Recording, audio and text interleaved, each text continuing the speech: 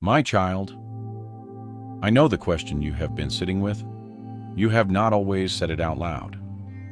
Sometimes you have dressed it up in more acceptable language. Questions about timing, about purpose, about why breakthrough seems to take so long. But underneath all of that is the real question, the one that comes in the quiet. If you chose me, why does it hurt this much? The people around you who never woke up seem to move through life with an ease you have not been able to find. They do not carry what you carry. They do not feel what you feel. The weight that sits on your shoulders every morning does not appear to be sitting on theirs. And you have wondered, quietly, honestly, sometimes with a grief you did not know how to name, whether being chosen is actually a blessing or whether it is something else entirely. Today I want to give you a straight answer. Not a spiritual performance. Not a collection of comforting phrases designed to make the question feel smaller than it is. A real answer. Yes. Your life is harder than the lives of people who are not walking the path you are walking. That is not your imagination. That is not self-pity. That is an accurate observation of a real difference between the experience of someone who is awake and someone who is not. The person who accepted the matrix is running on the system's default settings. The system was designed to keep them comfortable enough to stay inside it. It gives them just enough satisfaction, just enough distraction, just enough of the ordinary pleasures of an ordinary life, that they never feel the pull toward the door. That comfort is real, and from the outside, it looks like ease. But here is what it actually is. It is the comfort of a cage that fits well. And you, from the moment something beyond the system noticed you and began the process of waking you up, stopped fitting in the cage. Not because something went wrong, because something went right. The discomfort you have been living in since you woke up is not punishment. It is the natural and unavoidable experience of someone who has outgrown the container the matrix built for them and has not yet fully arrived in the life that was prepared for them. You are in the between, and the between is the hardest place to live. I want to tell you what the suffering actually is, because the matrix gives you one interpretation, and I want to give you a different one. Not a more comfortable one, a more accurate one. The suffering of the chosen is formation, not discipline in the punishing sense, not consequence for failure. Formation, the specific and intentional process of shaping something for the purpose it was made for. A blade that has never been through fire is not ready to hold an edge. A foundation that has never been tested does not know its own strength. A person who has never been through the specific and costly process of having everything the matrix offered stripped away has not yet discovered what remains when the stripping is finished. What remains is what was always real. And what was always real in you, the calling, the capacity, the specific combination of gifts and awareness that were placed in you before you were born.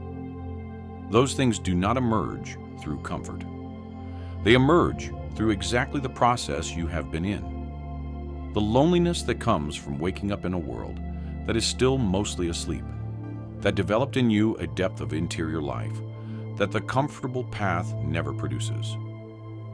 The relationships that did not survive your awakening, they revealed what was real and what was built on the shared agreement to stay inside the cage together. The doors that closed and the opportunities that did not materialize, and the breakthrough that keeps arriving later than you expected. Each one of those is removing something that was never going to support who you are becoming. Formation is not comfortable, but it is purposeful. And every part of what you have been through has been purposeful. You might ask, why could the formation not happen through something easier? It is a fair question, and it deserves a direct answer. The easy path produces a certain kind of person, capable, comfortable, functional within the system. Someone who can navigate the matrix successfully and live a life that looks good from the outside and feels adequate from the inside. That is a real life. It has real value. I am not dismissing it. But it is not the life that produces what you were made to produce. The specific contribution that only you can make, the specific reach into specific lives that only your specific story can access. That contribution requires a depth that the easy path doesn't build. It requires the authority that only comes from having been through something real. The compassion that only comes from having genuinely suffered. The unshakable quality of a faith that has been tested rather than simply inherited. The people whose lives will be changed by what comes through you, they are not looking for someone who had an easy journey. They are looking for someone who went through what they are going through and came out the other side with something true to say about it. Your suffering is not incidental to your purpose. It is the qualification for it. I want to pause here and say something that comfortable messages rarely say. The grief is real. The years that felt like waiting. The relationships that did not survive the awakening. The version of yourself that you had to leave behind to become who you are becoming. The ordinary life that was available to you and that you somehow could not fully inhabit, even when you tried. That loss is real. And I am not going to tell you that you should not grieve it. Grief is not the absence of faith. It is not evidence that you do not trust me. It is the honest response of a person who loved something real and lost it. And the losses on the path of the chosen are real losses, not illusions, not mistakes, not things that did not matter. They mattered, and I saw every one of them. What I want to give you alongside the grief is not a reason to stop feeling it, just a context for it. The context that every loss on this path was also a preparation. That the grief itself, the specific and personal grief of your specific and personal losses, is part of what makes you capable of reaching people who are in their own grief and finding nothing in the comfortable places that helps. You are allowed to grieve what the path cost, and the path was still worth walking. Both things are true at the same time. Now I want to show you what the suffering is producing, not in a vague future tense, right now, in the person you already are compared to the person you were before any of this began. The capacity for depth that you have now, you did not have before. The ability to sit with someone in their darkest moment without needing to fix it or rush them toward the light. That came from your own dark moments. The specific and hard-won wisdom that lives in you now about what is real and what is matrix and what endures when everything comfortable is removed. That wisdom was forged in the specific fires of your specific journey. You are not the same person who first felt the pull toward the door.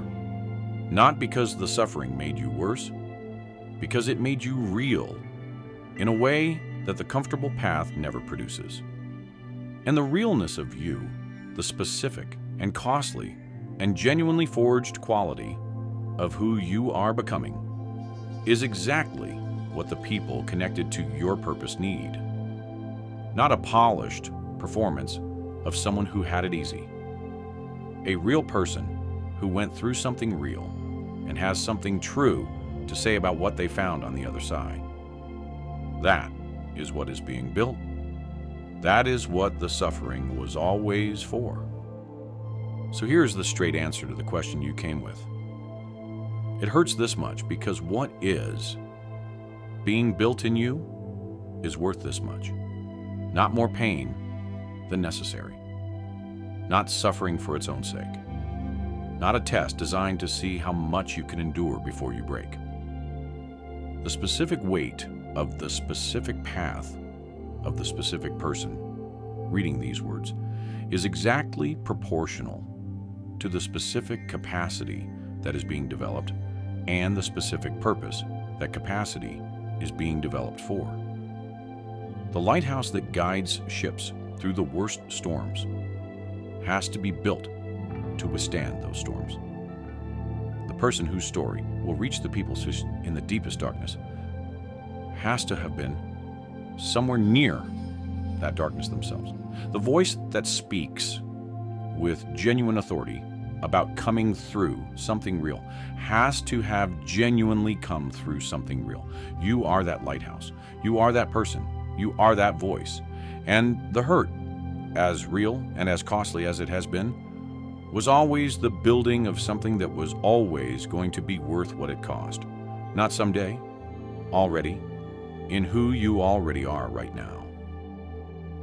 My child, you asked why it hurts this much if you were chosen. Now you know. Not because I am distant. Not because the choosing was a mistake. Not because the path you are on is the wrong one. Because what you were chosen for required someone who went through exactly what you have been through and came out the other side with exactly what you now carry. The hurt was the making of you. Not all of it is finished yet.